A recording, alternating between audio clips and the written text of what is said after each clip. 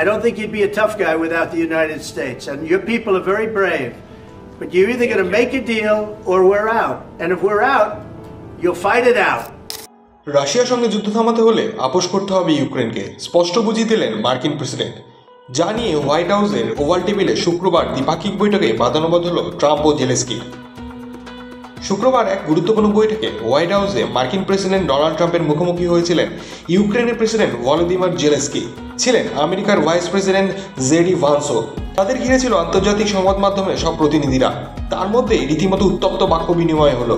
দুই রাষ্ট্রনেতা একে অপরের সঙ্গে নজিরবিহীনভাবে উচ্চস্বরে কথা বললেন। এই বৈঠকে রফাসূত্র তো বেরোলই না, উল্টে প্রেসিডেন্ট ডোনাল্ড ট্রাম্প সব বুঝিয়ে দিলেন যে কোনো চুক্তি ছাড়া আমেরিকা কোনো মতেই ইউক্রেনের পাশে থাকবে না। All I can say is this: he might have broken deals with Obama and Bush, and he might have broken them with Biden. He did, maybe he didn't. I don't know what happened, but he didn't break them with me. He wants to make a deal. I don't know if you can make a deal. The problem is, I've empowered you to be a tough guy. And I don't think you'd be a tough guy without the United States. And your people are very brave. But you're either going to make a deal or we're out. And if we're out, you'll fight it out.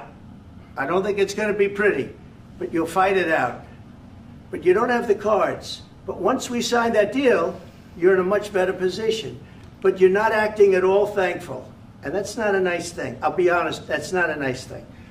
All right, I think we've seen enough. What do you think? This is going to be great television, I will say that. All right. We'll see what we can do about putting it together. Thank you, sir.